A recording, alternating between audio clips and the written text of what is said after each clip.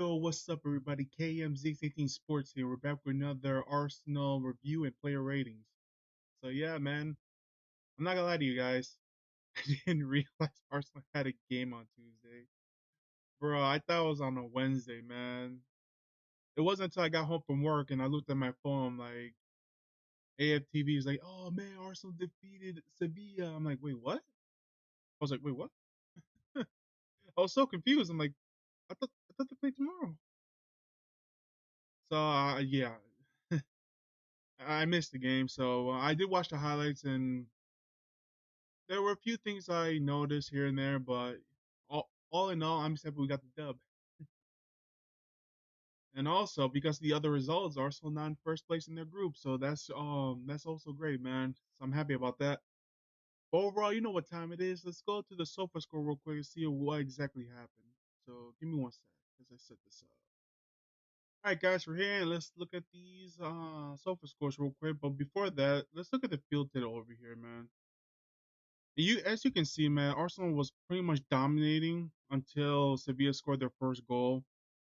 Then after that, Arsenal was basically playing, not to lose, which not a fan of. But hey, we they got the result, and that's all I care about. But still, though, it actually almost came back and bite them in the ass, and I'll explain that once I get to my player ratings.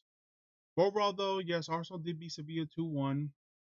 It was comfortable until the Sevilla scored, and then after that, just it went downhill fast. But like I said, Arsenal got the dubs. That's really all that matters, honestly. Look at the statistics real quick. Like Arsenal had 1.9 expected goals to Sevilla's 0.75. Expected assists about the same. Sevilla actually had more ball possession, but Arsenal had more shots. They had more shots on target. Yeah, Sevilla had the ball more, but that's due to the fact what happened in the second half, and also Arsenal were more clinical than Sevilla. Because if you look in the first half, yeah, like Sevilla still had more possession, but Arsenal still they got the goal towards the end of the first half, and in the second half, Arsenal did score again, but after Sevilla scored, it was just we were letting them have possession. We were basically playing defense throughout the last 30 minutes. Like I said, I'm not a big fan of playing not to lose, but if we get the dub, man, I don't care. But I'm just hoping this doesn't bite Arsenal in the ass down the road. At least I hope not. But if you look at statistics and all, yeah, Arsenal had more shots, more total shots. They had more shots on target. They had more corners. Yeah, like Arsenal dominated as in like they were in the opposing box and just you know they got the goals they needed and they got the dub. All right, but let's look at the player ratings real quick. By the way, it's so weird to me that Sergio Ramos is playing for Sevilla, man. I always associate him with Real Madrid, so seeing him as a CB for Sevilla is so weird to me. Along with Ivan Rakitic as well, which is wow, so crazy, man. All right, let's look at the player ratings real quick. De Rea, they gave him a 6.8. I would have dropped that lower. He again, he was pretty shaky, guys.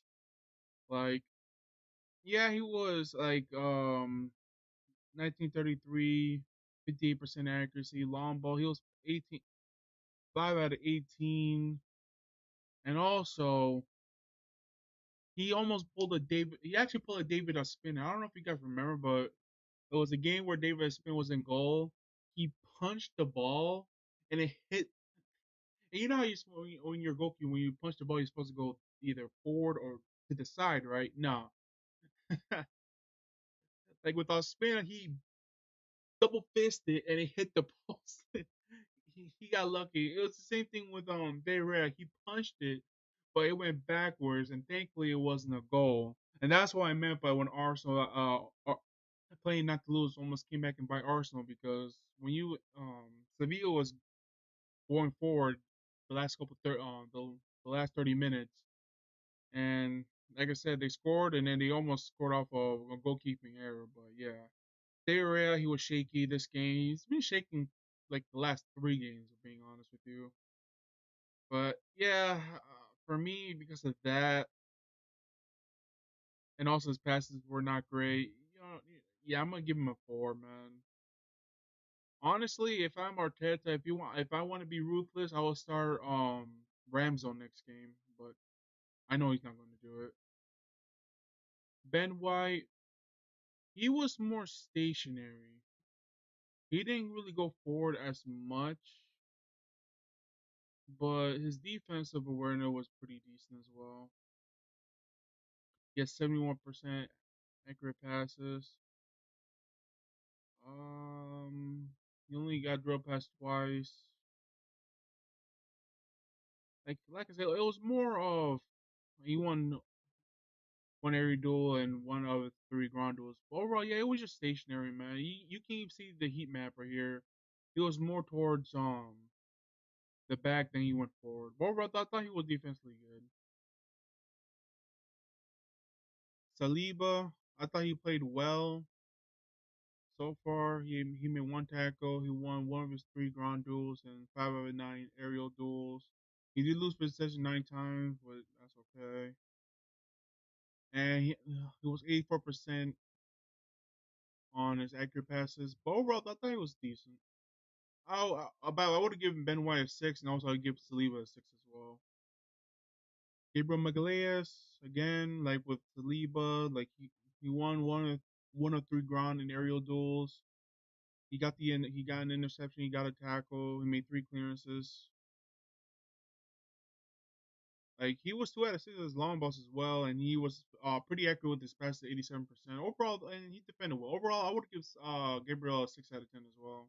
Nothing spectacular, but Tamiyasu though, it was actually like complete opposite. He got forward and back, man. Like he made 3 clearances. He made 1 interception. He won one of his 2 aerial duels. He did lose 15 possession, but as long as it's not over 20, it's fine. He was 69% accurate passes, 2 out of 4 long balls. Like overall, though, I thought he played well, especially defensively, and also he got forward pretty good as well. Overall, man, yeah, man, I honestly that's like 3 games in a row. Tommy also played good to great. I know Arteta's going to start Zinchenko next game, but honestly, I would put Takahiro there just to test him out against Sheffield. He deserved one of games after playing so well the last couple games. All right, Martin Odegaard. I'm not gonna lie to you guys. I didn't. He was rarely seen. Like yes, he was accurate with his passes, but and he did win 1 of 3 ground duels. But like I said, it wasn't like I barely seen him. I think that's like his second or third game in a row that he didn't really play well. I feel like it's due to the fact that people now know, like, okay, he's like the engine of this team, and we got to guard him, like, don't give him any space. I get that, but at the same time, we need to find a way to get more Martin Odegaard more involved. But yeah, overall though, I'm gonna give Martin Odegaard a 5 out of 10. And as for Tommy Tomiyasu, I forgot to give him a grade. I will give him a 7. Jorginho, I can excuse Arteta not playing Partey because Partey's out with muscle injury, which is like those damn muscle injuries, man. Like derailing freaking Partey again, like Jesus. But yeah, so Jorginho, I mean, he was steady, like 95% accurate passes. He won one of his 2 aerial and ground duels. He only lost possession 4 times, which is decent for him. He made 1 interception. He made 1 tackle. Like overall, I thought he was okay. Like you can tell he's not physical enough to cover in the entire midfield, but overall, I thought it was just okay. I feel like Jorginho does best when let's say we have like a 3-goal, 2-goal lead. Then you put Jorginho in just to put like an extra legs in there, and also just like a safe to play it safe. But if he's starting, then you can tell his defensive deficiencies come into play. But overall, I thought this game, I thought it was fine. I would have given him a 5 out of 10. Declan Rice, 76% of his passes. He made three key passes. Um, 3 out of 4 dribble attempts, which was successful. He won 5 of 10 ground duels, 3 out of 3 aerial duels. He made interception. He made 2 tackles. He only got dribble pass 3 times, and he blocked 1 shot or blocked shot. One of his shots was blocked. Overall, though, I thought he had a very good game, man. Like he was commanding in that midfield, man. I feel like he's the only one of the midfield three that honestly played well. But the only thing is, they can't keep getting away with this, man. Jorginho just he works best as a super sub, and that's for Martin Odegaard. He's in a slump at the moment, so the fact they're relying a lot on Declan Rice, who just got here last summer, is saying something. But hey, man, I'm glad we have him, man. I'm really glad we have him. Overall, though, I will give Declan Rice 7 out of 10. I thought he played well. Bukayo Saka, pretty lively to say the least. Like he attempted 1 dribble out of 2. He was accurate, pretty accurate with his pass with 94%. He made 3 key passes. He did attempt 1 out of 4 crosses. 8 out of 11 ground duels won. He won his aerial duels. He only lost position 9 times, which is good for a winger. 4 tackles, and he only got dribble past twice. Overall, I thought he was lively, but he didn't really.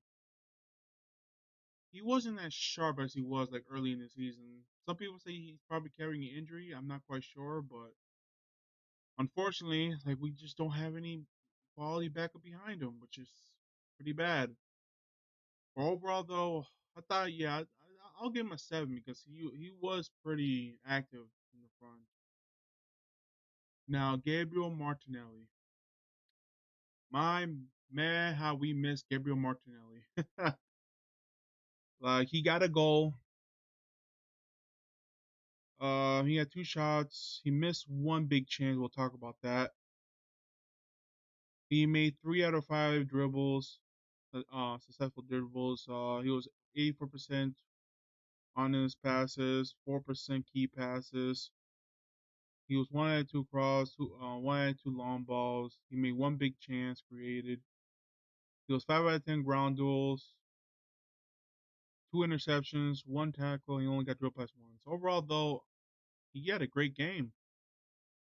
He had a great game, man. He scored. He was lively. He was giving Sevilla wingers fullbacks trouble. My only thing is he should have scored 2 goals this game. He shanked one of his passes, which it didn't bite Arsenal because he redeemed himself. But overall, though, yeah, man, you need to make those goals, man. Martinelli, you can't. That was a like either. Also, he probably would have passed it to Saka as well, but it is what it is. But yes, he did get a goal, and he was just a constant threat throughout. Overall, yeah, I would give him an 8 out of 10. It would have been a 9 if he would have scored the first attempt. But overall, though, yeah, 8 out of 10, definitely. But my man of the match was Gabriel Jesus, man. This man was just everywhere. He got a goal, he got an assist, should have been 2, but he still got an assist. He was he had 2 shots on target, scored 1. He was 92% of his accurate pass. He made 3 key passes. He was 1-on-1 on long balls. He made 2 chances. He made 2 big chances created. He won 2 out of 6 ground duels, 2 out of 7 aerial duels, 2 tackles. Overall, man, he had a great game, man. Like I said, he could have had a goal and two assists, but Martinelli messed up his first shot. But he was just a constant threat, man. And oh man, and just when he almost like he's feel like he's finding his groove, he got injured, and unfortunately, it's a hamstring injury. I don't know how severe it is. We're about to find out. He did get a scan today, so hopefully tomorrow will give us more. Hopefully it's not a long injury, but hamstring injuries are kind of iffy because once you suffer a hamstring injury, the if it's like a lesser hamstring injury, like that's like okay, that's like 2 weeks. But if it's any worse than that, that's like 3 weeks to a month. Or if any worse than that, that's like almost 2 3 months, depending on how severe the hamstring injury is. But overall, though, but this game, man, great game for Gabriel Jesus, man. Unfortunately, now he's gonna be out injured, and Eddie Nketiah, man, you gotta step up, man. You gotta step up. We're gonna need you for these upcoming games. Now let's see. As for the bench, uh, Kai Havertz came in, but he only played for 17 minutes. He wasn't really as impactful. Yeah, overall, I'm just gonna give him a 5 out of 10, standard five. Eddie Nketiah, he only played for 9 minutes. I can't really judge him too much on that. I mean, I'll give Eddie a 5 out of 10 as well. Leandro Trossard, like I said, just not much. Like only 9 minutes. I mean, that's 5 out of 10. And Jacob Kiwior, he only played for a minute, so I'm not gonna give him a grade. Mikel Arteta, overall, because due to Partey's injury, I thought he picked out a good squad, man. The fact that he put Takir Tomiyasu in instead of Zinchenko is telling. But overall, though, I feel like he picked the squad that I would have preferred, minus Partey. But Partey's injured, and maybe if I was probably maybe I would have put Rams on here, but it is what it is. Overall, we'll give Arteta a 7 out of 10. I feel like he picked the squad enough for it to win, and they got the dub. And yeah, man. But also because of Arsenal's victory, we got great results in the other group as well. PSV and Lens, they both tied 1-1. So now the group. Okay, let's see if I can put up the group. Let me see right here. Let's see if I can pick it up real quick. There it is. Group B. So yeah, Arsenal's in first place now with 6 points. Lens has five. Sevilla has two, and PSV has two. And so right now, Arsenal's in the driver's seat. They do play Sevilla again, but this time is going to be at home. So hopefully, a better result than what they had, what they had in the previous game. But yeah, man, it's looking good. It's looking good. The only thing threatening at the moment is Lens, and to an extent Sevilla. As all it takes for them is like a couple of wins, and boom, they're back in it.